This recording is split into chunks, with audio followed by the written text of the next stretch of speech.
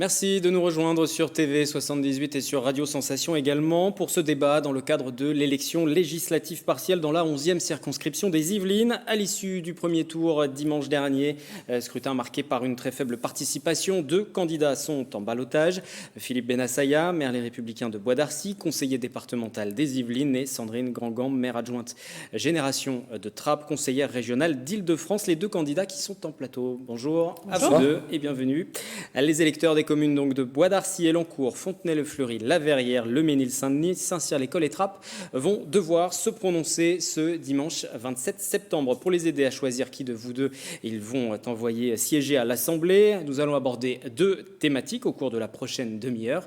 Philippe Bennassaya, vous avez choisi de parler de sécurité. Sandrine Grandgambe, vous souhaitez évoquer l'environnement. Nous avons procédé à un tirage au sort juste avant le début de ce débat et nous débutons donc par l'environnement. L'environnement, c'est l'un des chantiers les plus importants du gouvernement. Preuve en est, le plan de relance comporte un volet à 30 milliards d'euros pour la transition écologique. Pour autant, les mesures annoncées, développement du ferroviaire ou encore baisse des impôts de production à hauteur de 10 millions par an, ne font pas l'unanimité. Sandrine Grandgambe, pour vous, la politique menée actuellement en matière d'environnement n'est pas la bonne. Elle répond simplement au lobby. C'est ce que vous dites ?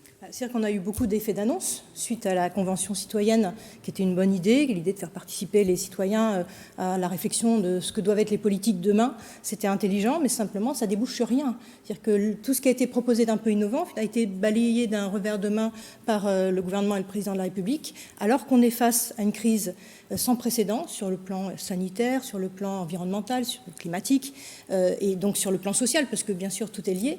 Et il faut qu'on soit en capacité finalement de proposer dès maintenant des mesures qui soient à la hauteur des défis que nous rencontrons aujourd'hui.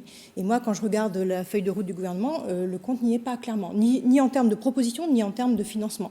C'est un vrai enjeu qui est devant nous, c'est comment on invente un nouveau modèle pour protéger ce qui aujourd'hui crée de la souffrance, souffrance humaine, souffrance sociale, souffrance animale, donc, et puis qui abîme notre planète. Donc pour moi, l'enjeu aujourd'hui fondamental, il est là. Crise écologique et crise sociale sont liées concrètement. Quel type de mesures vous pourriez proposer, porter à l'Assemblée ? On a par exemple évoqué juste avant la question des passoires thermiques, puisqu'ici il fait très chaud et que vous nous disiez que c'était une passoire thermique. Le problème, c'est que là, c'est vos conditions de travail, mais c'est les conditions de vie de milliers de gens dans la circonscription qui vivent dans des logements qui, bientôt, là, vont être, qui étaient trop chauds au moment de la canicule, qui vont être des passoires pour le froid dans quelques semaines. Et là, il y a un chantier énorme qui est lié à la question environnementale et à la qualité de vie de nos concitoyens. Donc là, il y a des mesures fortes à prendre dans ce domaine-là. Philippe Bennassaya, vous parlez d'une écologie responsable et non punitive. Alors tout d'abord, cette précision, pourquoi non punitive ? Et on va voir avec vous, Sandrine Grandgambe, si vous êtes d'accord ou pas aussi.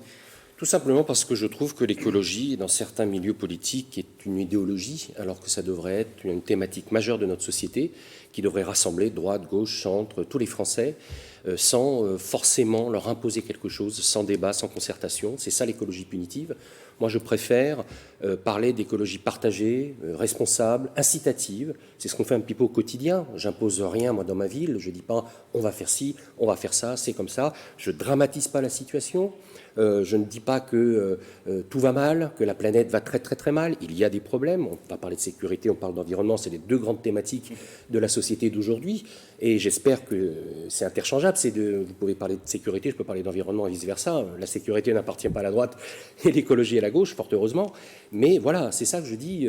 L'écologie aujourd'hui, elle est un petit peu, comment dirais-je, captée par des courants politiques qui font de cette écologie une idéologie, et je trouve que c'est regrettable pour notre pays. Sandrine Grandgambe, écologie punitive ou non punitive ? Moi, je pense que ce qui est punitif, c'est les familles qui doivent, par exemple, emmener aux urgences leurs gamins parce qu'ils sont en crise d'asthme. C'est la question des pubertés précoces parce qu'on a les perturbateurs endocriniens qui se sont multipliés dans notre environnement. Ça, c'est punitif pour les familles. Et c'est pour ça que moi, je pense que modifier ce modèle-là, quand on est dans un système où le libéralisme peut se développer sans jamais être régulé et sans que la puissance publique intervienne justement pour réguler un certain nombre de propositions et faire des propositions, on ne peut pas s'en sortir. C'est-à-dire que pour moi, c'est pour ça que je pense que c'est politiquement un courant qui est lié à la gauche, parce que si on a un capitalisme débridé et un système libéral qui n'est pas contrôlé, ce qui est plutôt le projet de droite, on va dire, on ne peut pas avoir des actions fortes dans le domaine environnemental. Philippe Bennassaya. Voilà, madame, ce que je reproche en fait à l'écologie, c'est d'en faire une écologie politicienne, idéologique, confisquée par la gauche pour accéder un peu au pouvoir. C'est peut-être la dernière carte que vous allez sortir pour sauver la gauche. Moi, je trouve que l'écologie doit être une thématique totalement partagée et concrète. Moi, je suis maire d'une ville, j'ai été élu sur un programme environnemental, alors que mon prédécesseur, socialiste, a été battu sur un programme du tout à l'urbain. Moi, je fais de l'écologie concrète, j'améliore l'air, la qualité des bâtiments, la qualité énergétique, je fais des pistes cyclables, je vais planter 2000 arbres, je fais attention à la facture énergétique, je me lance dans un grand projet de Smart City, de ville innovante, pour essayer justement de réduire les coûts et réduire un petit peu le gaspillage. Je ne parle pas de libéralisme, je ne parle pas de socialisme, je ne parle pas de... J'ai l'impression que au-delà de l'écologie, il y a cette lutte quand même, au fond, cette lutte contre la société un petit peu capitaliste et bourgeoise que vous dénoncez. Et je trouve qu'il ne faut pas justement kidnapper l'écologie pour régler vos comptes avec la société libérale. Non, je crois qu'on est là, on n'est pas du tout sur le même registre. Moi, je parle des problèmes concrets. C'est vous qui avez parlé de libéralisme. Oui, mais parce qu'à un moment donné, on appartient à des familles politiques. Et votre famille politique est plutôt une famille qui, absolument, libérale, défend un projet libéral. Ce n'est pas en soi une insulte, ni quoi que ce soit. Bien au contraire. Et je pense que c'est incompatible avec ce que l'on doit porter aujourd'hui comme proposition où l'État doit être un acteur qui va réguler, il ne s'agit pas d'être punitif, il s'agit d'être incitatif, il s'agit d'aller dans un sens, et c'est la puissance publique qui doit faire ça. Et une ville toute seule, je pense qu'elle ne peut pas régler tous ces problèmes. Et c'est là où le législateur et le rôle de député doit être important pour porter une voix forte sur ces questions-là.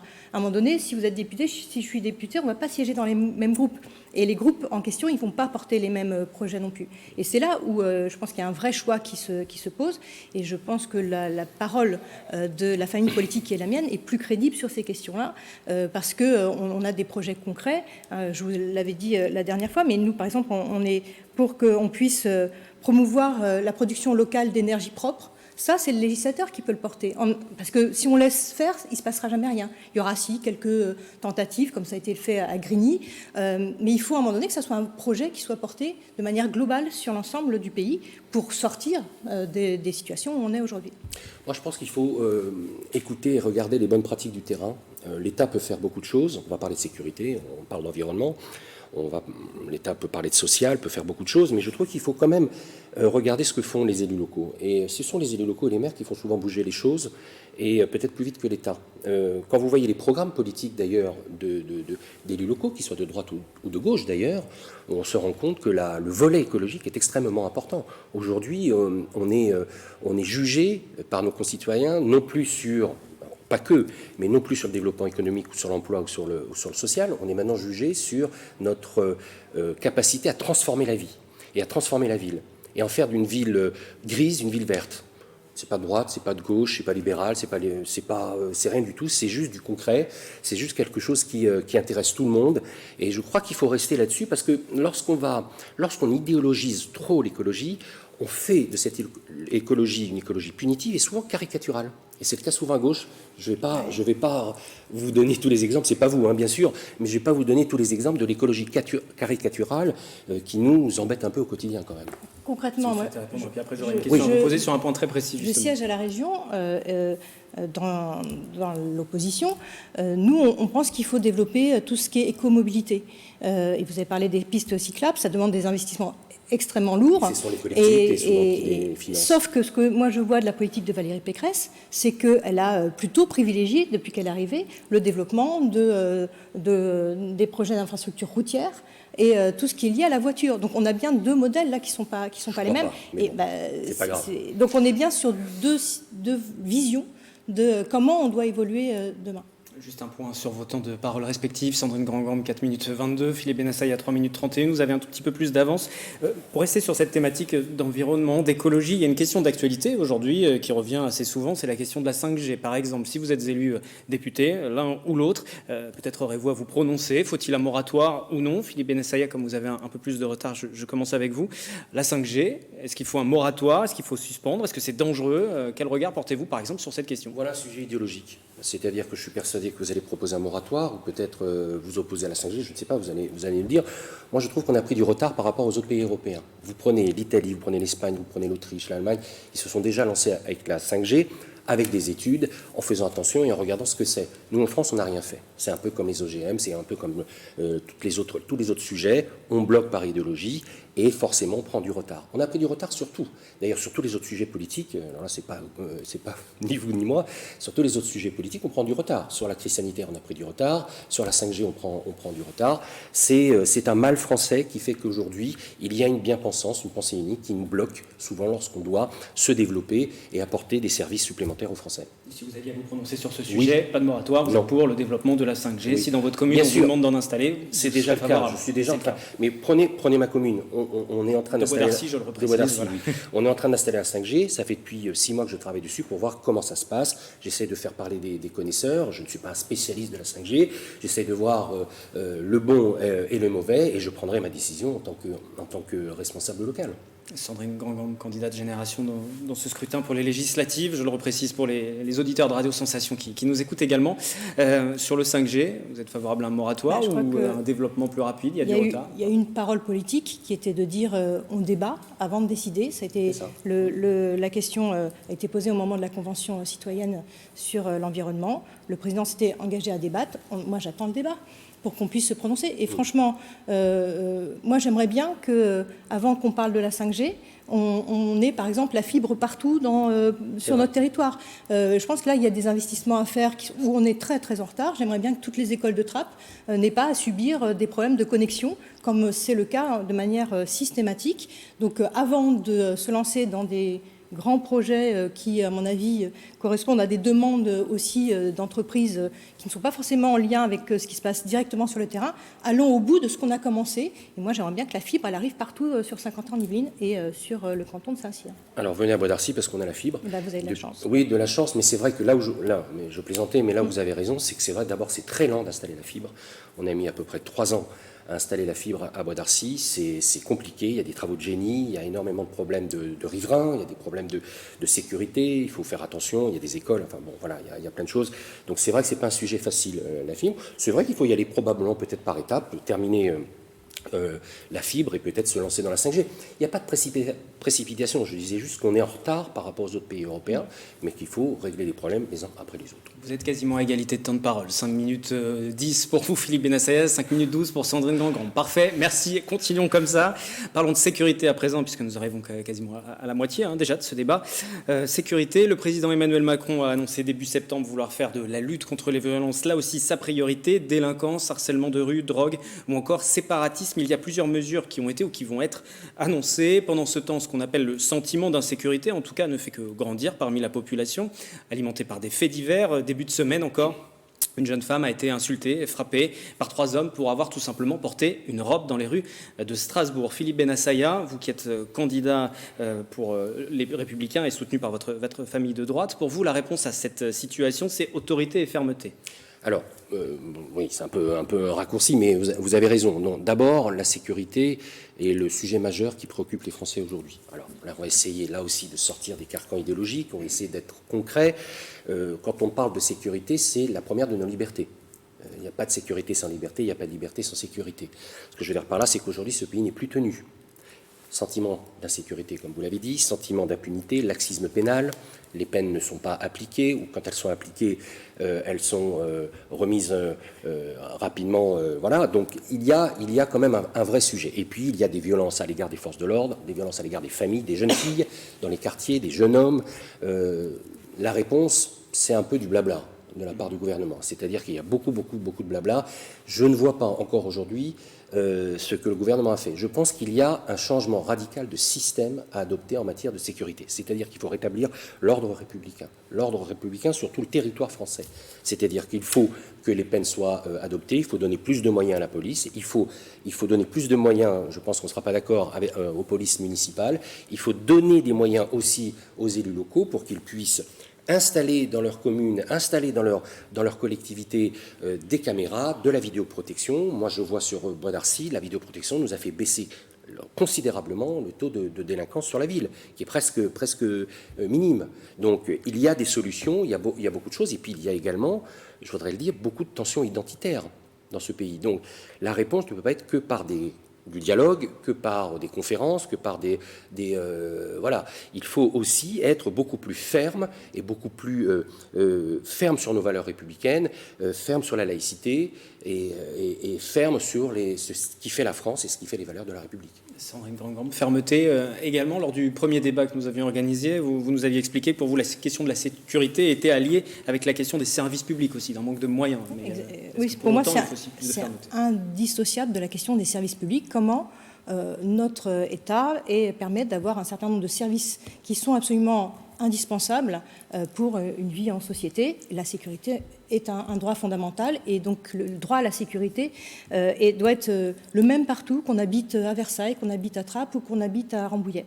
Et c'est pour ça que je pense que l'État ne joue pas son rôle, et il ne joue pas son rôle depuis un certain nombre d'années, et moi je regrette, et on le dit tout le temps, mais c'est une réalité, vous allez me dire que c'est encore idéologique, mais que dans les mesures que Nicolas Sarkozy avait prises à l'époque, c'était la suppression de plus de 11 000 policiers. À un moment donné, on a besoin d'avoir sur le terrain des gens qui sont réactifs. Et je vous le disais au premier débat, mais sur la circonscription du commissariat d'Elancourt, la nuit, on a pour 170 000 habitants 3 patrouilles.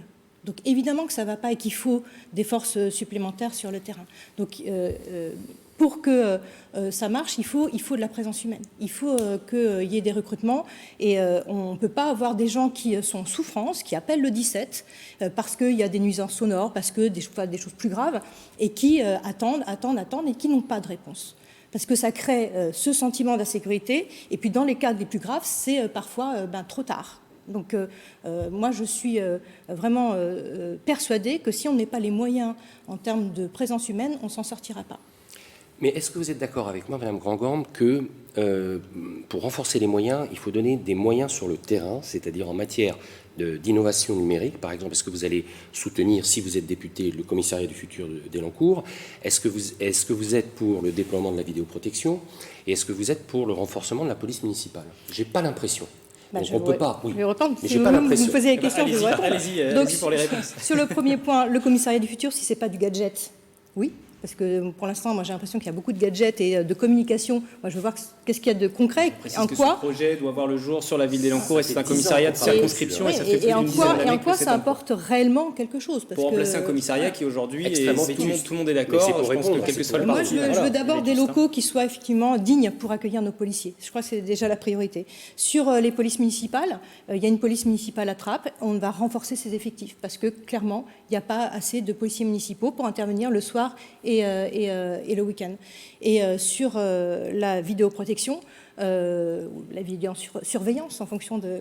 je pense que c'est un outil, mais un outil parmi d'autres, et qui ne remplace pas, là encore, la présence humaine. Ça, dans des lieux stratégiques, ça peut être un élément de sécurisation, mais on sait très bien que malheureusement, là où vous mettez des caméras, vous déplacez souvent en fait les problèmes de délinquance, donc c'est pas une solution qui soit en soi miraculeuse. Oui, mais donc, la vidéoprotection, elle a un autre lien en amont comme en aval, c'est-à-dire que vous créez des centres de supervision urbains avec la vidéoprotection. C'est-à-dire que moi j'en ai créé un à Fontenay-le-Fleury, j'en ai créé un à Vélizy, dans le cadre de Versailles Grand Parc.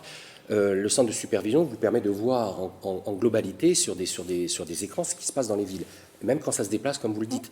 Je pense que le renforcement des moyens humains est important, mais aussi il faut que les moyens soient aussi innovants. La police de demain, il faut la créer. Ce n'est pas la police d'hier qu'il faut renforcer, c'est la police de demain.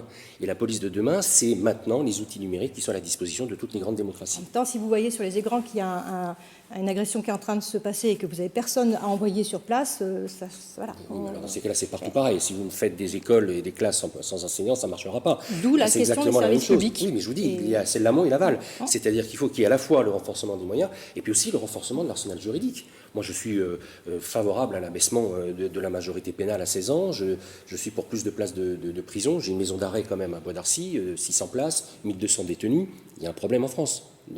Des maisons d'arrêt. Donc là aussi, je suis favorable à 10 000 ou à 15 000 places de prison en plus en France pour pouvoir justement ne pas rester sur cet état de fait qui est quand même dramatique en France. Si vous êtes amené à être élu député l'un ou l'autre, parmi les propositions que vous pourriez faire, est-ce que ce serait aussi de conférer plus de pouvoir ou non aux maires, et je reviens sur la question de la police municipale, pour gérer ces problèmes-là, ou est-ce qu'on est vraiment dans un problème régalien et c'est l'État uniquement qui doit intervenir sans s'appuyer sur les élus locaux? Très bonne question. Sandrine Cangam, je pose la question en premier, vous avez 30 secondes de retard. Je pense que c'est...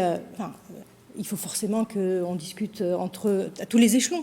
Ça ne marche que comme ça. Et on voit bien le rôle essentiel du préfet dans la relation qu'il a avec les maires et avec les élus, qui est à la fois... Je vous rappelle que le maire, il est aussi le représentant de l'État. Il a les deux casquettes. Donc, pour moi, tout ça est en complémentarité. Il ne peut pas y avoir un État déconnecté, mais il faut qu'il y ait un État puissant et qui assume son rôle. Parce qu'on est là dans du régalien. On est dans un pouvoir qui est... Quand je disais que je souhaite que ça soit partout la même sécurité, qu'on soit à Trappes ou qu'on soit à Versailles, c'est aussi parce que je ne veux pas qu'à un moment donné, en fonction du maire que l'on aura, ou des choix politiques qui auront été faits, on ait l'impression qu'on est en sécurité à un endroit et pas à l'autre. Ça, c'est du ressort de l'État. A contrario, lorsqu'il y a des villes de gauche, parfois peut-être il y a une régression dans les moyens et dans les vidéoprotections ou dans le pouvoir que peuvent avoir les maires en matière de sécurité. Moi, je pense que, et je vous le dis très honnêtement, est-ce que la sécurité reste aujourd'hui un pouvoir régalien de l'État? Si c'est oui, moi je redonne tout à l'État. Moi j'ai investi énormément en matière de police municipale, de renforcement des moyens, de vidéoprotection, de centres de supervision urbain. Si l'État doit régler le problème de la sécurité en France, je redonne tout, je me fais rembourser. Mais ça ne sera pas le cas.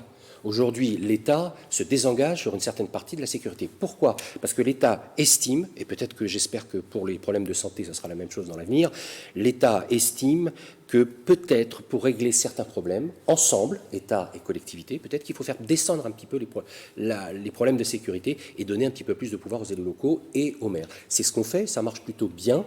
Maintenant, c'est partagé. Vous parliez de Trappes tout à l'heure, vous avez une police municipale à Trappes, moi aussi j'en ai une, Saint-Cyr-l'École, Fontenay, Lancourt, bien évidemment. Donc voilà, donc je pense que c'est une révolution d'un état d'esprit qui fait qu'aujourd'hui, j'espère qu'on va aller sur certains sujets comme la sécurité ou la santé vers un État beaucoup plus décentralisé. Sandrine Cangam, si vous souhaitez répondre, parce que vous avez une petite minute de retard et après on passera aux conclusions. Non, mais je reviens sur la question des services publics, parce qu'il ne s'agit pas de dire l'État fait tout ou ne fait rien. Non. On est bien sur de la complémentarité, mais à un moment donné, il y a un certain nombre de sujets où c'est l'État qui doit jouer son rôle. Parce que si on va jusqu'au bout, alors ça sera dans quelque temps les maires qui vont payer les professeurs des écoles. Enfin, je pense qu'il y a des sujets sur lesquels il faut que l'État joue son rôle, et parce qu'il y a aussi des problématiques d'aménagement. Vous parliez du commissariat des Lancourt, la question de comment on implante où on implante les commissariats, quels moyens on met, il faut que ça soit à un moment donné, non pas de la responsabilité des élus locaux, mais bien de l'État. Donc la question des services publics, moi j'aime bien cette phrase qui dit que les services publics, c'est le patrimoine de ceux qui n'en ont pas, c'est-à-dire qu'il faut aussi avoir en tête que les plus fragiles ont besoin d'un État qui les protège. Nous passons à la conclusion de ce débat du second tour dans la 11e circonscription des Yvelines. Philippe Bennassaya, vous avez une minute pour conclure. Non, mais tout simplement, on ne va pas faire des grandes conclusions type médias nationaux pour cette élection. C'est une élection, j'espère qu'il y aura beaucoup plus de participation qu'au premier tour. Ça, c'est un grand élément démocratique important. Et puis, c'est une élection capitale. C'est une élection législative, c'est-à-dire qu'on envoie, pardonnez-moi l'expression, un député à l'Assemblée nationale pour représenter les concitoyens, c'est-à-dire pour représenter plus de 120 000 habitants de la circonscription. Je pense que pour envoyer, après l'aventure hasardeuse qu'on a eue dans la 11e circonscription, vu comment ça s'est terminé avec un suppléant mis en examen, je pense qu'il faut revenir aux fondamentaux. D'ailleurs, on est revenu un peu aux fondamentaux dans le duel droite-gauche, très honnêtement. Et pourquoi? Tout simplement parce que je pense qu'il y a un avant et après Covid. Je pense que les concitoyens et les Français ont vu que pendant les crises sanitaires, sociales ou économiques, Qui ont-ils vu? Ils ont vu des élus locaux. Ils ont vu des gens qui se bougeaient, qui distribuaient des masques, qui dépensaient de l'argent pour des gels, pour la distanciation, pour nettoyer les écoles. Et je pense que c'est cela qu'il faut à la France aujourd'hui, c'est cette France d'en bas, ces élus locaux qui montent pour porter les bonnes pratiques et pour être les porte-parole des belles initiatives locales que développent les élus locaux, les acteurs, les chefs d'entreprise, les artisans et les associations. Et je veux être le porte-parole de ces personnes-là. Sandrine Gangamp, c'est à vous de conclure. Vous avez 1 minute 30 pour assurer l'égalité. Et puis, vous parliez de participation tout à l'heure. Effectivement, je le reprécise, 16% seulement des électeurs qui ont participé à ce scrutin. Oui, c'est évidemment un scrutin qui est important parce que les concitoyens vont envoyer un message fort qui est quel type de politique ils veulent demain que l'on défende à l'Assemblée nationale. Moi, je souhaite être une députée utile, c'est-à-dire qui soit en capacité de proposer des lois, de voter des lois qui vont dans le sens d'une amélioration de la vie quotidienne des gens. On n'a pas beaucoup parlé du local. Oui. Hein, il y a des dossiers, parce qu'on n'avait pas le temps, mais il y a des dossiers locaux qu'il faut porter aussi, qui concernent le logement, qui concernent des projets qui sont en cours, la nationale 10 attrape, mais il y a plein d'autres de ce type. Il faut quelqu'un ancré sur le territoire qui connaisse ces dossiers et qui les porte à l'Assemblée.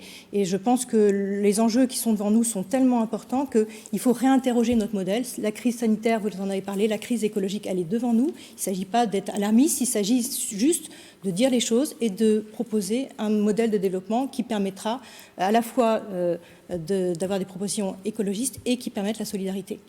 Merci à vous deux d'avoir participé à ce débat. À 15 secondes près, vous êtes à égalité. Merci encore. Merci aux téléspectateurs de TV78, aux auditeurs de Radio Sensation également.